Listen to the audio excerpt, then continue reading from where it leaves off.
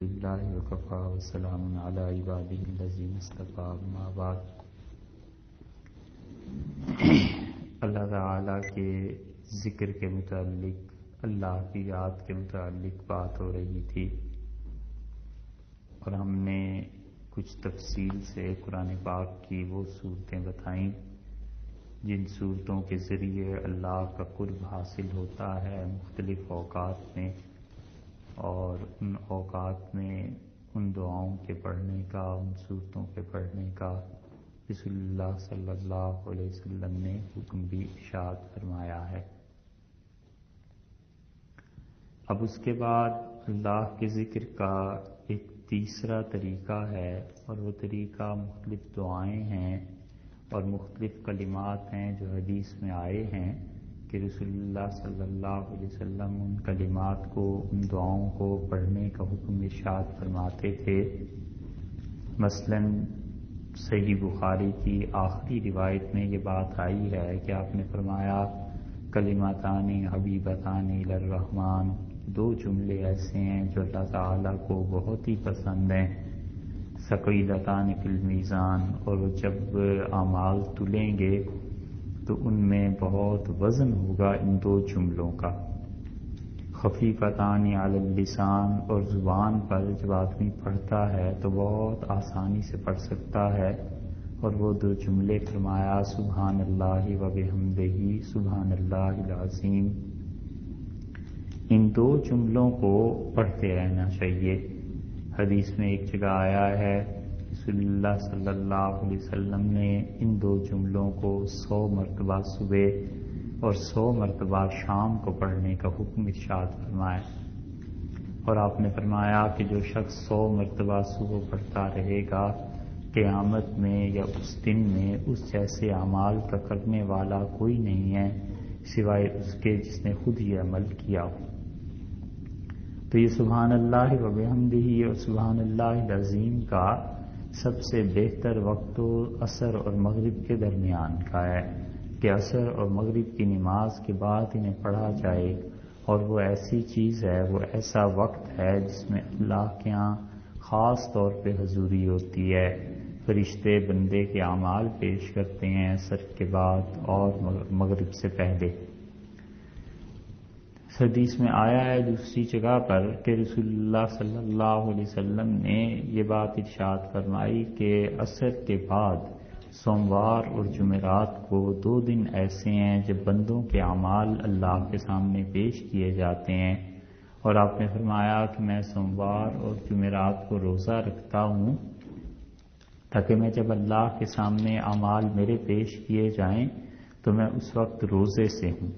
تو اس لیے کرنے کا کام یہ ہے کہ انسان ان 2 دنوں میں روزہ رکھے اگر ممکن ہو، سوموار اور جمعرات کو، اور دوسرا کرنے کا کام یہ ہے کہ سبحان اللہ و بحمدہ سبحان اللہ العظیم کو آدمی پڑھتا رہے، اللہ کی تعریف، حمد، ثنا، اللہ تعالیٰ کی اس میں رضامندی بھی ہے اور خوشی بھی۔ آپ دیکھیے اللہ تعالیٰ نے اپنی تسبیح اور حمد کو کئی مقامات پر چھوڑ دیا ہے۔ مثلاً ہم لوگ نماز پڑھتے ہیں تو اس میں بھی آیا ہے سبحانک اللہم و بحمدک، یہاں بھی اللہ نے تسبیح اور حمد کو چھوڑ دیا، اور اسی طرح قرآن پاک میں بھی آیا ہے کہ فرشتوں نے کہا کہ سبحانک لا علم لنا الا ما علمتنا، اللہ تیرے لیے تسبیح ہے اور کوئی علم نہیں ہے ہمارے پاس جب تک کہ تو علم نہ سکھا دے۔ رسول اللہ صلی اللہ علیہ وسلم سے اللہ تعالیٰ نے یہ فرمایا ہے کہ فسبح بحمد ربک، اپنے پروردگار کی تسبیح اور حمد دونوں کو بیان کیجیے۔ تو دونوں چیزیں یعنی اللہ کی تسبیح اور حمد دونوں چیزیں مل جائیں، یہ اللہ تعالیٰ کو بہت پسند ہے۔ اسی لیے ابو داؤد کی روایت میں بھی آیا ہے کہ رسول اللہ صلی اللہ علیہ وسلم رکوع اور سجدے کی تسبیحات میں بھی کبھی کبھی اضافہ فرما دیتے تھے۔ مثلاً یہ جو ہم پڑھتے ہیں سبحان ربی الاعلیٰ، اس کے بعد کبھی کبھی 2 لفظ اور بڑھا دیتے تھے، سبحان ربی الاعلیٰ و بحمدہ، سبحان ربی العظیم و بحمدہ۔ تو یہ تسبیح اور حمد جو ہے یہ دونوں کا مل جانا اللہ کا بڑا قرب ہے اس میں اور اثر ہے۔ یہ دونوں جملے ایسے ہیں کہ آپ اگر اس پر غور کریں تو اس کو کثرت سے پڑھنے سے انسان کی بھوک بھی کم ہو جاتی. بعض اوقات شدید بھوک لگ جاتی ہے، سفر ہے، کوئی اور چیز ہے، تو تجربے کی بات یہ ہے کہ یہ جملے پڑھنے سے بھوک کم ہو جاتی ہے. اور وجہ اس کی یہ ہے کہ یہ جو دونوں جملے ہیں یہ فرشتوں کی غذا ہیں، فرشتے ان کے ذریعے قوت حاصل کرتے ہیں. حضرت عیسیٰ علیہ السلام کے متعلق رسول اللہ صلی اللہ علیہ وسلم نے فرمایا ایک وقت ایسا آئے گا جب وہ تشریف لائیں گے تو دشمنوں کا اتنا غلبہ ہوگا، یاجوج اور ماجوج کا ایک مرتبہ غلبہ ہو جائے گا تو وہ ایک قلعے میں بند ہو جائیں گے اور اس قلعے میں کھانے کی کوئی چیز نہیں ہوگی. تو لوگوں نے پوچھا کہ اللہ کے رسول پھر وہ زندہ کیسے رہیں گے؟ تو رسول اللہ صلی اللہ علیہ وسلم نے فرمایا اسی غذا پر جس پہ فرشتے زندہ ہیں، اور وہ سبحان اللہ و بحمدہ سبحان اللہ العظیم ہے. تو اس لیے بعض اوقات بیمار ہو جاتا ہے آدمی، بھوک زیادہ لگ جاتی ہے، شوگر ہو جاتی ہے، اس میں بڑا بھوک کا مسئلہ بن جاتا ہے. شوگر والا مریض تو بھوک برداشت ہی نہیں کر سکتا، کبھی کبھی روزہ توڑنا پڑ جاتا ہے. تو ان تمام صورتوں میں سبحان اللہ و بحمدہ سبحان اللہ العظیم کا جو ورد ہے یہ نہ صرف روحانی بلکہ جسمانی طور پر بھی فائدہ پہنچاتا ہے اور انسان کی بھوک کم ہو جاتی ہے. اسی طرح کلمہ طیبہ کے متعلق رسول اللہ صلی اللہ علیہ وسلم نے بار بار کی بات ارشاد فرمائی کہ اسے پکڑے رکھو. ایک حدیث میں آتا ہے بن نواجس، اور اپنی داڑھوں سے پکڑ لو اس کلمہ طیبہ کو، یعنی کثرت سے اسے پڑھتے رہو. رسول اللہ صلی اللہ علیہ وسلم نے فرمایا جو شخص بھی اس کلمہ طیبہ کو 1,70,000 مرتبہ پڑھ لے، 70,000 مرتبہ رسول اللہ صلی اللہ علیہ وسلم نے فرمایا پڑھ لے، صرف 70,000 کا نصاب ہے فرمایا، تو اللہ تعالیٰ اسے بخش دیتے ہیں. یعنی اللہ تعالیٰ اس میں ایسے ہی نور پیدا کر دیتے ہیں کہ اب وہ آدمی عقیدے پر اللہ کی وحدانیت پر قائم رہتا ہے، اس کے اعمال میں آہستہ آہستہ فرق پڑنا شروع ہو جاتا ہے. تو جی 70,000 مرتبہ کلمہ طیبہ پڑھنے کا مطلب یہ ہے کہ بہتر تو یہ ہے کہ وہ پورا کلمہ پڑھے لا الہ الا اللہ محمد رسول اللہ، لیکن اگر بالفرض نہ پڑھ سکے تو لا الہ الا اللہ کو 70,000 مرتبہ پڑھ لیا جائے. مختلف طریقے ہیں اس کے پڑھنے کے. مثلا روزانہ کوئی آدمی فرض کر لیجئے 100 مرتبہ پڑھ لے تو ایک مہینے میں 3,000 ہو جائیں گے، اور یہ کوئی جتنے مہینے بھی لگیں پھر 30-35 مہینے لگیں گے تو اس میں سارا نصاب پورا ہو جاتا ہے. گویا کہ 3 سال تک مسلسل روزانہ 100 مرتبہ پڑھتا رہے. یا اس طرح کر لیا جائے کہ زیادہ تعداد کر لی جائے، روزانہ سے پڑھ لیا جائے، اور کم سے کم اتنا کرنا چاہیے کہ اپنے لیے، اپنے والدہ، اپنے والد، اپنے مشائخ سب کے لیے ایک ایک مرتبہ نصاب آدمی پڑھ دے. اپنے والدین کے لیے کر لے، کیونکہ یہ جو ایصال ثواب ہے یہ بھی اللہ کی عجیب نعمت. رسول اللہ صلی اللہ علیہ وسلم نے فرمایا کہ جنت میں کسی کا درجہ بلند کیا جاتا ہے، اور وہ جنت میں جس کا درجہ بلند ہوتا ہے وہ کہتا ہے اللہ میرے تو سارے نیکی کے اعمال ختم ہو گئے، اب کس وجہ سے مجھے بلندی اور ترقی مل رہی ہے؟ تو اللہ تعالیٰ فرماتے ہیں کہ ولد صالح یدعو لک، تیرا نیک بیٹا تیرے لیے دعا کرتا ہے، کہ اس کی دعا کی وجہ سے تیرے درجے بلند ہو رہے. اس سے معلوم ہوتا ہے کہ اولاد کو بھی یہ تربیت دینی چاہیے کہ وہ ایصال ثواب کرتے رہیں. بچوں کو سکھانا چاہیے کہ اپنے آباء و اجداد کے لیے قرآن روز پڑھ لیا کرو، نبی کریم صلی اللہ علیہ وسلم کی ایصال ثواب کے لیے روز پڑھ لیا کرو. تو بچوں کو جب یہ عادت پڑ جائے گی تو لا محالہ وہ اپنے والدین کے انتقال کے بعد بھی اسے پڑھتے رہیں گے. اہل کشف کا ایک واقعہ ہے، اور کشف اگرچہ دین میں حجت نہیں ہے مگر بہت مرتبہ ایسے بھی ہوتا ہے کہ کوئی چیز، کسی چیز کی تصدیق کے لیے اللہ تعالیٰ اپنے بعض بندوں کو ان چیزوں کا علم دے بھی دیتے ہیں. امام قرطبی رحمۃ اللہ علیہ نے لکھا ہے کہ ایک بزرگ تھے اور وہ کہتے تھے کہ میں ایک مرتبہ بازار گیا سامان خریدنے کے لیے، تو وہاں میں نے ایک مزدور کو دیکھا اور ایسے ہی لڑکا چھابڑی اٹھائے پھر رہا تھا، تو میں نے اسے کہا کہ تم یہ مچھلی ہے میرے گھر لے چلو. تو اس نے وہ مچھلی اور سامان رکھا ٹوکرے میں اور گھر لے چلا.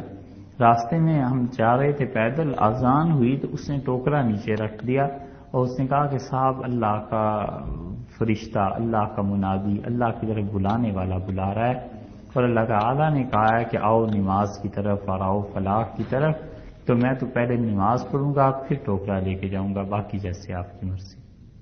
تو کہتے تھے میں متاثر ہوا اس سے کہ اللہ کے ساتھ اس کا تعلق ہے، تو میں نے بھی نماز پڑھی، اس نے بھی پڑھی، گھر لے گیا. تو عصر کی نماز پڑھ کے ہم جب گھر پہنچے تو اس سے میں نے کہا کہ رکو کچھ کھا لو، تو اس سے کہا میرا روزہ ہے. تو میں نے کہا روزہ افطار کر کے چلے جانا. تو جلدی سے مچھلی پکوائی، ہماری اہلیہ نے پکا دی، اور فرماتے تھے کہ جب مچھلی اس کے سامنے رکھی گئی، مغرب کی نماز پڑھ کے کھانا کھانے کے لیے کھانا باقی چیزیں رکھی گئیں، تو یک رونے لگا. تو میں نے اس سے کہا کہ روتے کیوں؟ تو اس نے کہا دیکھو ابھی نماز کے بعد اچانک جہنم میں نے دیکھی اور میری والدہ اس میں چل رہی تھی. اس نے کہا یہ چیز میں نے دیکھی ہے اور اس لیے رو رہا ہوں. تو بزرگ کہتے تھے مجھے خیال ہوا کہ پتہ نہیں کیا کہہ رہا ہے، سچی بات ہے جھوٹی ہے، کیا چیز ہے یہ. تو میں نے یہ کلمہ طیبہ 70,000 مرتبہ پڑھ رکھا تھا، اور اس کے 2 نصاب، یعنی ایک اپنے لیے پورا کیا تھا، ایک ویسے ہی پڑھ لیا تھا کہ کسی گناہگار کو بخش دوں گا یا کسی ضرورت مند کو. تو وہ کہتے ہیں کہ میں نے دل میں کہا کہ میرے پروردگار وہ جو 70,000 زیادہ پڑھا ہے وہ اس کی والدہ کو بخش دیجئے. تو کہتے ہیں تھوڑی دیر بعد وہ ہنسا اور کہنے لگا کہ پتہ نہیں کسی نے کوئی نیک عمل تحفہ بھیجا ہے میری ماں کے لیے، اللہ نے میری ماں کے متعلق حکم کر دیا کہ اسے جہنم سے نکال. تو وہ کہتے ہیں کہ اس کے کشف سے اس حدیث کی تصدیق ہو گئی اور اس حدیث سے اس کے کشف کی تصدیق ہو گئی. دونوں چیزوں نے ایک دوسرے کی تصدیق کر دی. بڑے حقوق بنتے ہیں والدین کے، بہت زیادہ، چاہے کسی حال میں بھی رہے ہوں اور کسی حال میں بھی انہوں نے رکھا ہو، بڑے حقوق ان کے بنتے ہیں. کوشش کرتے رہنا چاہیے کہ والدین کے معاملے میں اگر کوئی کوتاہی، کوئی چیز ایسی ہو گئی تھی ان کی زندگی میں، تو اب بھی موقع ہے کہ ایصال ثواب کر کے انہیں راحت پہنچائی جائے. صحیح حدیث میں آیا ہے کہ ایک آدمی نے آ کے رسول اللہ صلی اللہ علیہ وسلم سے عرض کیا کہ اللہ کے رسول میں اپنی والدہ کا نافرمان رہا اور میں ان کے ساتھ کچھ نیکی کر نہیں سکا زندگی میں، اور اب ہوش آئی ہے، تو اب آپ مجھے بتائیں میں کیا کروں؟ تو آپ نے فرمایا کہ تم کچھ کام کرو اور وہ سب نیکیاں تمہاری والدہ کے حصے میں چلی جائیں گی. آپ نے فرمایا ان کے لیے اتنی کثرت سے ایصال ثواب کرو، اتنی کثرت سے دعا کرو، اتنی دعا کرو کہ تمہیں اطمینان ہو جائے کہ انشاءاللہ اب ان کا حق پورا ہوگا. اور آپ نے فرمایا دوسری بات تم یہ کرو کہ تمہاری والدہ کی جو سہیلیاں تھیں ان کے ساتھ نیکی کرو، اور جو تمہاری خالہ ہے، تو انہوں نے کہا میری خالہ ہے، رسول اللہ صلی اللہ علیہ وسلم اپنی خالہ کے ساتھ سب سے زیادہ نیکی کرو، وہ تمہاری ماں کی قائم مقام. خود نبی کریم صلی اللہ علیہ وسلم کو نبوت کے بعد صلح حدیبیہ کے سال میں آپ تشریف لائے. ابوا ایک جگہ ہے، مکہ مکرمہ سے تشریف لے جا رہے تھے تو خاص طور پہ اس جگہ پہ رکے، اور صحابہ رضی اللہ عنہ کہتے ہیں ہم نے پوچھا اللہ کے رسول یہاں کیا ہے؟ تو رسول اللہ صلی اللہ علیہ وسلم نے فرمایا میری والدہ کی قبر یہاں ہے. اور صحابہ رضی اللہ عنہ کہتے تھے کہ ہم جب پہنچے رسول اللہ صلی اللہ علیہ وسلم کے ساتھ تو آپ اپنی والدہ کی قبر پر دیر تک بیٹھے رہے اور بس آنسو آپ کے گرتے رہے اور زمین تر ہوتی رہی. تو ہم نے کہا اللہ کے رسول آپ ہی انہیں یاد کرتے ہیں؟ تو آپ نے فرمایا ہاں ادرکتنی رحمتہا، مجھے ان کی شفقتیں یاد آ گئیں جو بچپن میں میرے حال پہ کرتی تھی. تو اس لیے والدہ کا، والد کا، سب کا بڑا حق بنتا ہے. گھر میں وقت ملتا ہے 100 200 400 مرتبہ روزانہ کلمہ طیبہ پڑھ لیا جائے اس نیت سے کہ 70,000 مرتبہ اپنے لیے پورا ہو جائے، والدین کے لیے پورا ہو جائے. یہ ایصال ثواب ہے، یہ بہترین طریقہ ہے نیکی کرنے کا.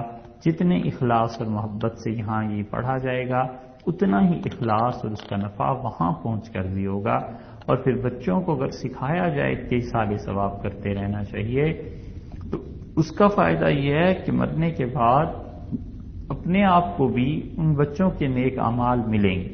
اور اسی کلمہ طیبہ کی تعریف میں ہی اللہ نے فرمایا ہے کہ وَجَعَلَهَا كَلِمَةً بَاقِيَةً فِي عَقِبِهِ، اور ابراہیم علیہ السلام اپنے بعد ایک اچھا کلمہ چھوڑ کر گئے اپنی اولاد میں، اور وہ کلمہ در حقیقت لا الہ الا اللہ ہی تھا، کہ ایسا کلمہ ہے کہ جتنا یہ بڑھ جائے، جتنا یہ زیادہ ہو جائے، اتنا ہی اللہ کے ساتھ تعلق مضبوط ہو جاتا ہے، اتنا ہی توحید، اللہ کی وحدانیت دل میں گھر کرتی چلی جاتی ہے، اور حقیقت میں اللہ ہی کی ذات ہے جس پہ بھروسہ کیا جا سکتا ہے۔ باقی سب سہارے عارضی، کوئی سہارا ایسا نہیں ہے جو مستقل ہو۔ شوہر ہے وہ بھی کسی دن اللہ کے پاس جانے کے لیے ہے، اولاد ہے، اولادیں پہلے پھر کچھ اچھی ہوتی تھیں، آج کل جو اولادیں جو چیزیں ہیں وہ ہم اپنے آپ کو ہی دیکھ لیں کہ ہم اپنے والدین کے ساتھ کتنے اچھے ہیں، اور ہمارے والدین اپنے والدین کے ساتھ کتنے اچھے تھے۔ اولادوں کا بھی عام طور پر مسئلہ اب بگاڑ کا ہی ہو گیا ہے۔ تو جو کرنا ہے زندگی میں خود کر جائے، جو نیکی ہے، اچھائی ہے، خود اس کے لیے وصیت کر جائے، بس بہترین اور حفاظت کا طریقہ یہی ہے، اور اللہ ہی پر بھروسہ ہر معاملے میں کرنا چاہیے۔ یہ سہارے جلد یا بدیر بہرحال ٹوٹنے والے ہیں، پیسہ ہے، دولت ہے، کتنے دن چلے اور کتنے دن کام آئے، پتہ نہیں پھر کیا ہو، اس کے بعد کیا نہ ہو۔ رسول اللہ صلی اللہ علیہ وسلم نے فرمایا 3 چیزیں ہر میت کے ساتھ جاتی اور 2 واپس آ جاتی ہیں اور 1 رہ جاتا ہے۔ آپ نے فرمایا کہ ہر آدمی کے ساتھ مال اور اس کی اولاد، رشتہ دار، یہ سب قبرستان جاتے ہیں، اور تیسری چیز اعمال جاتے ہیں۔ اور آپ نے فرمایا اس کا مال، چارپائیاں، جو چیز بھی لے کے گئے، اور اس کے گھر والے سب واپس لوٹ آتے ہیں، اور اعمال اس کے آگے چلے جاتے ہیں۔ اتنا مشکل وقت ہے، اتنا مشکل وقت ہے وہ قبر کا اور مرنے کا، بس آدمی کی اصلاح کے لیے یہی کافی۔ حضرت عمر رضی اللہ عنہ کے پاس ایک انگوٹھی تھی، اور لوگ کہتے ہیں اس انگوٹھی پہ حضرت عمر رضی اللہ عنہ کے لیے لکھا ہوا تھا کہ کفا بالموت واعظا، نصیحت حاصل کرنی ہو تو موت ہی کافی، کہ کچھ نہیں ہوتا، بے بس، بالکل بے بسی کی کیفیت ہو جاتی ہے۔ اب کوئی کرے کیا وہاں پر، اللہ کے سامنے کسی کی پیش نہیں جاتی۔ اسی لیے رسول اللہ صلی اللہ علیہ وسلم نے فرمایا، صحیح بخاری میں آیا ہے کہ جب فرشتے جب لوگ اس کا جنازہ اٹھاتے ہیں تو وہ اگر اچھا ہوتا ہے، اگر اس میں اچھائی ہوتی ہے تو وہ کہتا ہے قدمونی قدمونی، جلدی کرو، جلدی لے جاؤ، اللہ کے فرشتے، ارواح، کون کون اس کے انتظار میں، وہ کہتا ہے جلدی کرو۔ اور جو بری روح ہوتی ہے تو رسول اللہ صلی اللہ علیہ وسلم نے فرمایا، وہ کہتی ہے وَيْلَهَا أَيْنَ تَذْهَبُونَ، ہائے تم برباد ہو جاؤ، مجھے کدھر لے کے جا رہے ہو، تمہارا ناس ہو جائے، مجھے کدھر لے کے جا رہے ہو۔ تو وہ اسی لیے کہ اسے اس گھر سے مانوسی نہیں ہوتی، انس نہیں ہوتا آخرت سے، اور جب آخرت اور موت یاد رہے تو پھر مومن انسان کہتا ہے اس دنیا میں کیا رکھا ہے، جانا تو وہی ہے، اور اصل گھر وہی ہے، اصل گھر کی یاد آتی رہتی۔ تو اس لیے یہ اللہ کا ذکر یہ موت کے وقت بھی کام آتا ہے، موت کے بعد بھی کام آتا ہے۔ لا الہ الا اللہ کے بڑے فضائل آئے ہیں۔ اسی طرح سید الاستغفار کے متعلق رسول اللہ صلی اللہ علیہ وسلم نے حکم دیا، آپ نے ارشاد فرمایا کہ سب سے بہتر جملے سید الاستغفار کے ذریعے ہیں جو بندہ استغفار کر سکتا ہے۔ حدیث کی کتابوں میں کئی جگہ یہ دعا لکھی ہوئی مل جائے گی، تو اس کے ذریعے استغفار کرنا چاہیے، اللہ سے معافی مانگنی چاہیے۔ جو بندے کے کرنے کا کام ہے بس معافی مانگتا رہے، ساری زندگی یہی کرتا رہے، نیکی کر کے بھی معافی مانگے، گناہ کر کے تو معافی مانگنی ہے، نیکی کر کے بھی اللہ سے کہے کہ خدایا یہ تیرے اشارہ نشان نہیں تھی اور اس کے لیے معذرت چاہتا ہوں۔ دیکھیے نماز بھی یہی سکھاتی ہے، رسول اللہ صلی اللہ علیہ وسلم نماز میں سلام پھیر دیتے تھے، اور اس کے بعد 1 مرتبہ اللہ اکبر اور 3 مرتبہ استغفر اللہ کہتے تھے۔ محدثین نے کہا ہے کہ اس کا مطلب یہ ہے کہ 3 مرتبہ استغفار سے اشارہ تھا اس طرف کہ خدایا جتنی اچھی عبادت، جتنی اچھی نماز ہونی چاہیے تھی، اللہ ایسی نہیں پڑھ سکا، میں معذرت چاہتا ہوں، اللہ اس پہ معاف کر۔ نیک اور متقی لوگ نیکی کر کے خدا سے معافی مانگتے ہیں اتنی جتنے ہم لوگ گناہ کر کے خدا سے معافی نہیں مانگتے۔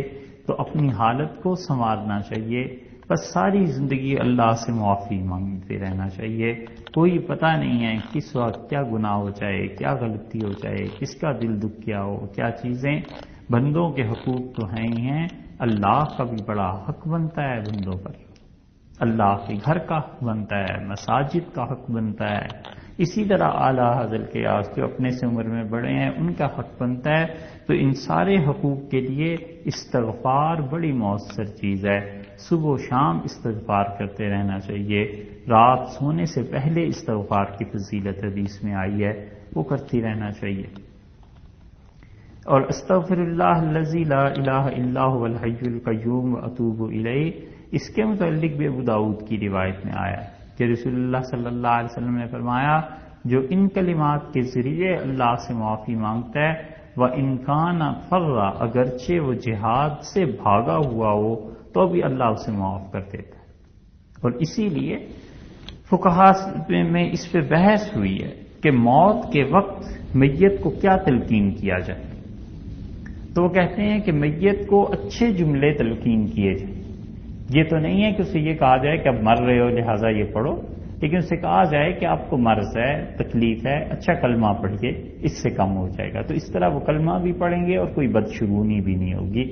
لیکن فقہاء کہتے ہیں کلمے سے بھی زیادہ اچھا یہ ہے کہ اسے یہ کہا جائے کہ وہ استغفار کر لیجئے، استغفر اللہ الذی لا الہ الا هو الحی القیوم واتوب الیہ، وہ اس جملے کو زیادہ ترجیح دیتے ہیں۔ اس کی وجہ یہ ہے کہ کلمہ طیبہ لا الہ الا اللہ میں صرف توحید ہے، اور اس جملے میں توحید اور استغفار دونوں جمع ہو گئے۔ اس نے کہا لا الہ الا ہو، اللہ آپ کے علاوہ کوئی الہ نہیں، تو یہ تو جملہ لا الہ الا اللہ اور یہ ایک ہو گئے۔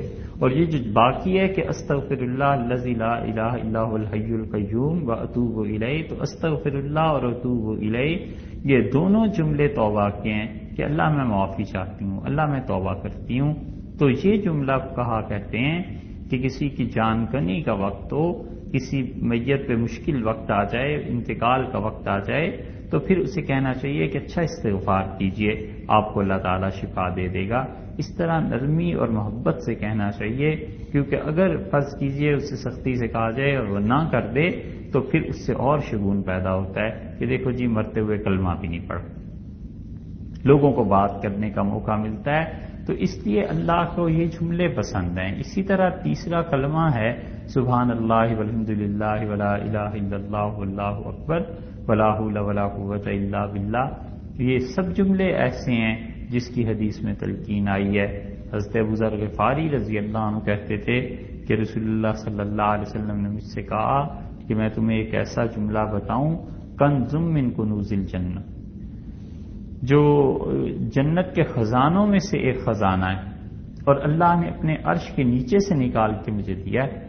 تو میں نے عرض کیا کہ ضرور ارشاد ہو، تو رسول اللہ صلی اللہ علیہ وسلم نے لا حول ولا قوۃ الا باللہ اس سے کثرت سے پڑھنے کی تلقین فرمائی کہ کثرت سے یہ پڑھتے، اس لیے جب بھی کوئی مشکل پیش آ جائے یہ جملہ پڑھنا چاہیے۔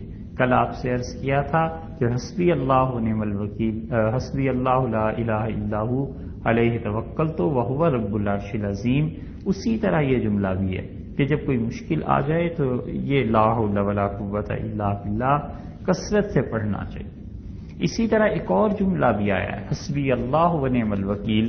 اللہ تعالیٰ نے قرآن پاک میں بھی فرمایا ہے کہ جب غزوہ خندق اور یہ چیزیں شروع ہوئی ہیں اور مسلمانوں پہ کڑا وقت آ گیا وقالوا حسبنا اللہ، تو مسلمانوں نے کہا صحابہ رضی اللہ عنہ نے کہ اللہ بڑا کافی ہے ہمارے لیے، اور وہ کیا ہی اچھا کارساز ہے۔ تو مشکلات میں حسبی اللہ ونعم الوکیل اس کا بھی کثرت سے ورد کرنا چاہیے۔ ایک اور چیز جس کی طرف توجہ کرنی چاہیے وہ اللہ تعالیٰ کے اسماء ہیں، نام ہیں۔ رسول اللہ صلی اللہ علیہ وسلم نے فرمایا اللہ تعالیٰ کے 99 نام ہیں۔ مراد یہ نہیں ہے کہ صرف 99 ہی ہیں، اس سے زیادہ نہیں، اللہ تعالیٰ کے اس سے بھی زیادہ نام ہیں، لیکن 99 نام بھی ہیں، مراد یہ ہے۔ ومن احصاها، اور جو اللہ کے یہ 99 نام یاد کر لے وہ جنت میں چلا جائے۔ یہ 99 نام اللہ کے یاد کر لینے چاہیے، روزانہ پڑھ لینے چاہیے۔ کئی جگہ پر یہ نام مل جائیں گے جو اکٹھے کر دیے گئے ہیں، سورہ حشر کے آخر پہ مثلاً ہیں، سورہ حدید میں ہیں، یہاں سے چن کے بزرگوں نے جمع کر دیے ہیں۔ یہ 99 نام جو اللہ کے ہیں یہ سب کے سب صفاتی نام ہیں، صرف رحمان پہ بحث ہوئی ہے کہ وہ اللہ کی صفات کا نام ہے یا نہیں، صفتی نام ہے یا ذاتی نام ہے، لیکن یہ کہ اللہ تعالیٰ کے نام جو ہیں ان کی بھی عزت ہے، ان کا بھی ادب ہے، ان کا بھی احترام ہے۔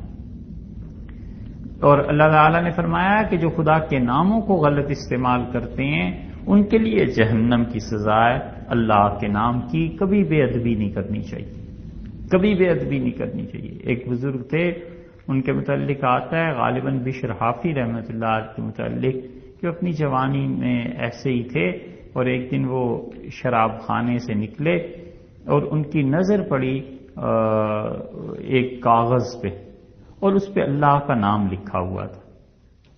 تو نشے میں ہونے کے باوجود انہوں نے وہ کاغذ اٹھا کر کسی اچھی مناسب جگہ پہ رکھ دیا۔ تو وہ سوئے تو انہوں نے خواب میں دیکھا فرشتوں کو، اور فرشتوں نے کہا کہ اللہ نے فرمایا ہے کہ بشر نے ہمارے نام کی تعظیم کی، اس کا نام ہمارے دشمنوں سے کاٹ کے دوستوں میں لکھ دو۔ بشر رحمۃ اللہ علیہ کہتے تھے جب میں صبح اٹھا تو پھر اللہ نے توبہ کی توفیق دی، پھر ان کے حالات بہت مختلف ہو گئے، بہت زیادہ نیک ہو گئے، اللہ کے ساتھ بڑا تعلق ان کا بڑھ گیا۔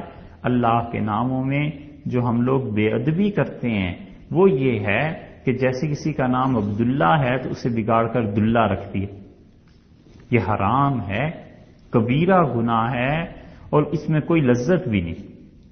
ایک تو نا کہ کوئی گناہ کرے چلو اس میں کچھ لطف آتا ہے، کچھ مزہ ہے، ایک یہ کہ گناہ ہے اور اس میں لذت بھی نہیں۔ اب عبداللہ کو بگاڑ کے دلہ کہنا علیہ باللہ یہ کبیرہ ہے۔ اسی طرح عبد الرحمن کو رحمان کہنا، کسی کا نام اگر عبد الرحمن ہے تو اس کو کہنا کہ رحمان صاحب نے یہ کیا ہے، رحمان صاحب آئے تھے، رحمان صاحب کہے تھے، یہ بھی گناہ ہے۔ کبھی بھی رحمان اللہ کا وہ نام ہے جو غیر کے لیے استعمال نہیں ہو سکتا۔ اللہ تعالیٰ کے 99 ناموں میں چند 6-7 نام ایسے ہیں جو اللہ کے علاوہ کہیں نہیں بولنے چاہیے۔ اسی طرح اللہ تعالیٰ کے ناموں میں قدیر ہے، قادر ہے، عبد القادر اور عبد القدیر پورے ہی کہنا چاہیے۔ اب قدیر نے یہ کہا، قدیر بھائی آئے تھے، یہ چیزیں ایسی ہیں جو اللہ تعالیٰ کے ناموں کو علیہ باللہ بگاڑنے کے ہم مانا ہے۔ اور کچھ نام ایسے ہیں جو سب پہ بولے جا سکتے ہیں۔ مثلاً اللہ تعالیٰ کے ناموں میں رحیم ہے، وہ کسی پہ بھی بولا جا سکتا ہے۔ نبی کریم صلی اللہ علیہ وسلم پہ اللہ نے خود اطلاق فرمایا ہے کہ بالمومنین رؤوف الرحیم، اور رسول اللہ صلی اللہ علیہ وسلم تو ایمان والوں کے لیے رؤوف و رحیم ہے۔ تو یہ نام ایسے ہیں جو کہا جا سکتا ہے کہ رحیم صاحب آئے تھے یا رؤوف صاحب نے فون کیا تھا، یہ نام وہ ہیں۔ مگر پہلے جو نام ہم نے گنوائے ہیں، عبد القیوم ہے، عبد الحی ہے، عبداللہ ہے، عبد الرحمن ہے، عبد القادر ہے، عبد القدیر ہے، یہ نام پورے ہی بولنے چاہیے۔ اور اسی لیے بعض فقہا تو یہاں تک لکھتے ہیں کہ وہ کہتے ہیں ان ناموں کو رکھنا ہی نہیں چاہیے کہ کہیں ایسے نہ ہو کہ ان ناموں کی وجہ سے کسی کو کچھ کہنے گناہ کا موقع ملے۔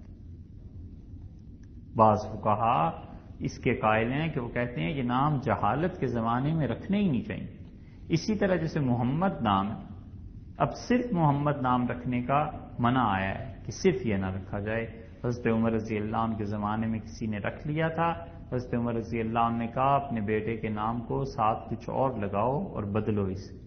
انہوں نے کہا جب تم اپنے بیٹے کو برا کہو گے تو پھر محمد کو برا کہو۔ مثلاً کسی کے بیٹے کا نام محمد ہے، اس نے کہنا ہے کہ میرا بیٹا بڑا نالائق ہے یا یہ شرارتیں کرتا ہے، شریر ہے، تو پھر وہ کیا لفظ کہے گا؟ اس لیے اگر کسی نے محمد نام بھی رکھا ہو اپنے بیٹے کا تو اس کے ساتھ جسے نک نیم کہتے ہیں، پکارنے کے لیے کہتے ہیں، کوئی نہ کوئی نام اور اس کے ساتھ رکھ دینا چاہیے۔ اسی طرح اللہ تعالیٰ کے فرشتوں کے نام ہیں، جبریل ہے، میکائیل ہے، اسرائیل، اسرافیل، یہ نام بھی فقہا کہتے ہیں کہ رکھنے مکروہ ہیں اس وقت جب لوگوں میں جہالت ہو۔ اصل میں دیکھیے تو رسول اللہ صلی اللہ علیہ وسلم نے فرمایا عبداللہ نام اللہ تعالیٰ کو بڑا ہی پسند ہے، سب سے زیادہ پسند ہے عبداللہ اور عبد الرحمن۔ یہ بڑے اچھے نام ہیں، کوئی حرج نہیں ہے رکھنے میں، مگر وہاں رکھنے چاہیے جہاں پڑھے لکھے لوگ ہوں، جہاں انہیں پتا ہو کہ اگر ہم رحمان کہیں گے تو غلط بات ہو جائے گی، عبد الرحمن ہی کہیں، ورنہ کس کس کو آدمی سمجھاتا پھرے گا۔ تو یہ اللہ کے نام ایسے ہیں جو اللہ کے نام ایسے ہیں جن کی عزت ضروری ہے۔ یہ مسئلہ اس لیے تشریح سے عرض کر رہے ہیں کہ نام جو ہے اس کا بچے کی شخصیت پر بڑا اثر پڑتا ہے، اور اس کا حق اللہ نے ماں کو دیا ہے کہ ماں کا حق بنتا ہے وہ نام رکھے، باپ کا اس میں حق نہیں۔ ماں جو نام رکھنا چاہے اپنے بچے کا رکھے۔ قرآن پاک میں آیا ہے نا کہ اس عورت نے کہا کہ انی سمیتھا مریم، اللہ میں نے اپنی بچی کا نام مریم رکھا ہے۔ یہ اشارہ ہے اور دلیل ہے اس بات کی کہ ماں کا زیادہ حق بنتا ہے نام رکھنے کے لیے، تو والدین میں سے والدہ کو چاہیے کہ اپنے بچے کا اچھا نام رکھے، غلط نام ہوگا تو پھر آگے بڑھ کر دقت اور مصیبت اسے پیش آئے گی۔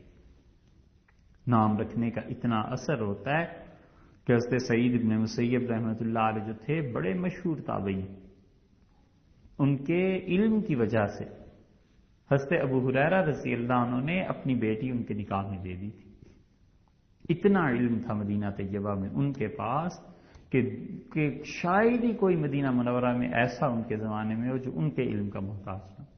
امام احمد ابن حنبل رحمۃ اللہ علیہ کہتے تھے تابعین میں سب سے افضل ہستی مدینہ طیبہ میں وہ سعید ابن مسیب رحمۃ اللہ علیہ تھے، لیکن ان کی طبیعت میں غصہ تھا، بہت سختی تھی۔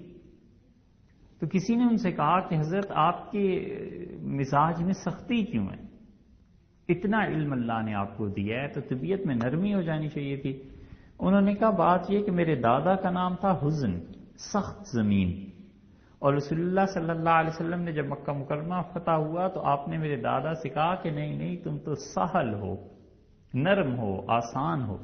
تو میرے دادا نے کہا کہ اللہ کے رسول آپ کی وجہ سے اپنے باپ کا دین تو چھوڑتا ہوں، اسلام قبول کرتا ہوں، لیکن والد کا رکھا ہوا نام نہیں بدل سکتا۔ تو رسول اللہ صلی اللہ علیہ وسلم خاموش ہو گئے۔ سعید رحمۃ اللہ علیہ کہتے تھے اگر میرے دادا مان جاتے رسول اللہ صلی اللہ علیہ وسلم کی بات تو ہمارے خاندان سے یہ سختی نکل جاتی۔ یہ غصے کا اثر وہاں سے آ گیا ہے۔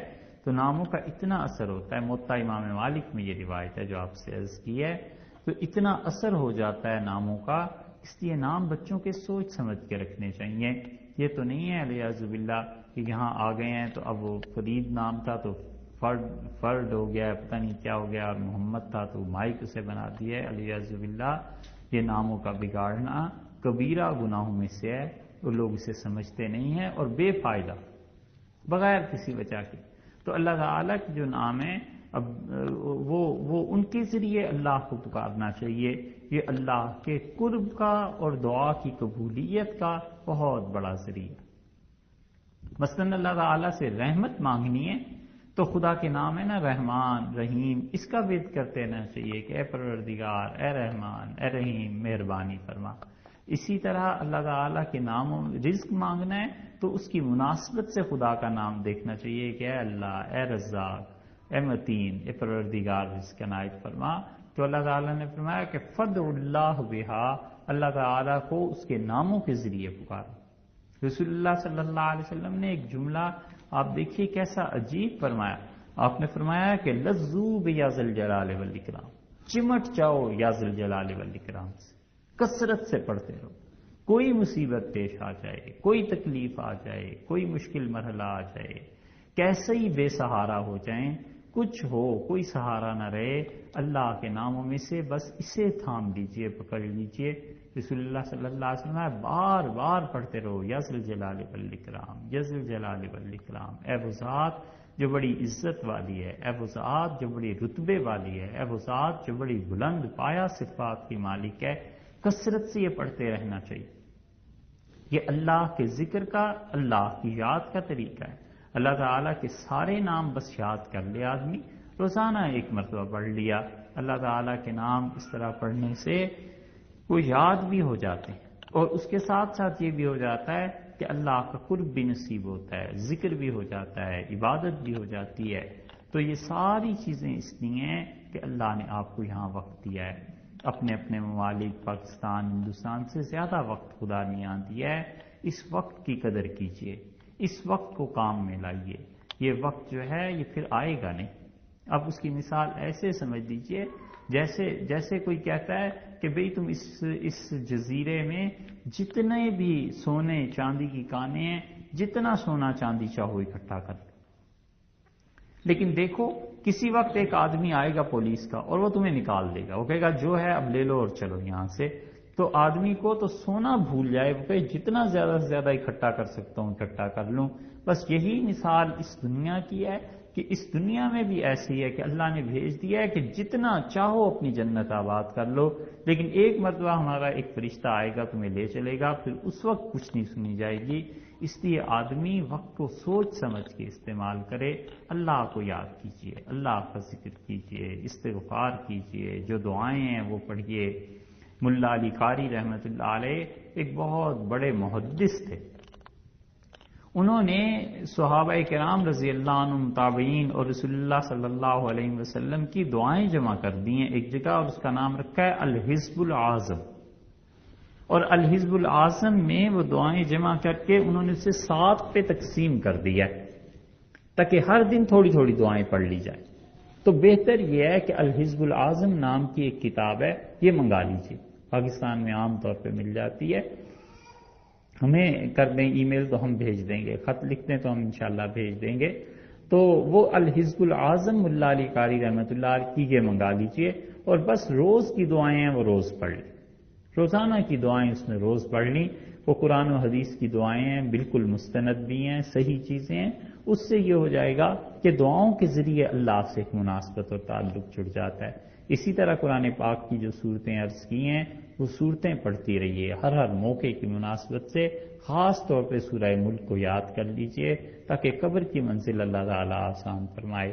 اسی طرح آگے جو اس سے پہلے نمازیں عرض کی ہیں، نمازیں پڑھتی رہیے، استخارہ کی نماز خاص طور پر اللہ سے توجہ کے ساتھ دل لگا کے، جب بھی کوئی کام پیش آئے، بس بڑا کیا اور چھوٹا کام کیا، جب بھی کہ اللہ یہ کام کرنا ہے نہیں کرنا، اللہ سے مشورہ، بار بار استخارہ۔ حضرت عمر رضی اللہ عنہ نے ایران پہ حملہ کرنے کا فیصلہ فرمانا تھا، اور حدیث میں آیا ہے کہ 1 مہینہ یا اس سے زیادہ وہ استخارہ فرماتے رہے کہ اللہ ایران سے جنگ کریں یا نہ کریں۔ اتنے محتاط تھے صحابہ کرام رضی اللہ عنہ۔ ہمارے ہاں رشتوں میں ہاں کر دیتے ہیں، اور شادی کی تاریخ ہے اس میں ہاں کر دیتے ہیں، بغیر اس بات کی رعایت کیے کہ اللہ سے بھی مشورہ کرنا چاہیے، اور اللہ تعالیٰ سے دعا استخارہ کرتے رہنا چاہیے کہ خدایا یہ کام کریں نہ کریں، اس میں خیر ہے، برکت ہے، امریکہ رہنے میں خیر ہے، برکت ہے، نہیں ہے، خدایا ہمارے لیے فیصلہ فرما دے، خدایا ہمارے لیے انتخاب کر دے۔ تو ان چیزوں کے ذریعے اللہ کا قرب حاصل ہوتا ہے، ان چیزوں کے ذریعے خدا کی یاد دل میں پیوست ہو جاتی ہے۔ بس اللہ کو یاد کرتی رہیے، اور کسی پہ کوئی بھروسہ سہارا نہ کیجیے، بس اللہ ہی کی ذات ہے جس پہ سہارا رہنا چاہیے، اللہ ہی کی ذات ہے جس کا بھروسہ رہنا چاہیے، اللہ ہی کی ذات کے ساتھ تعلق رہنا چاہیے۔ ہر مشکل، ہر مصیبت، ہر آڑے وقت میں پہلی بات اللہ کو یاد کرے۔ یہ بعد میں سوچے کہ شوہر سے کہنا ہے، بچوں سے کہنا ہے، پاکستان فون کرنا ہے، انڈیا فون کرنا ہے، یہ سب چیزیں ٹوٹ جانے والی ہیں۔ اللہ ہی کی ذات ہے جو پیدائش سے موت اور موت سے حشر، جنت جہنم تک ساتھ رہنے والی ہے۔ تو یہ چیزیں اللہ تعالیٰ کی ذکر اور اللہ کی یاد کو پختہ کرنے والی ہیں۔ اللہ آپ کو ہمیں عمل کی توفیق۔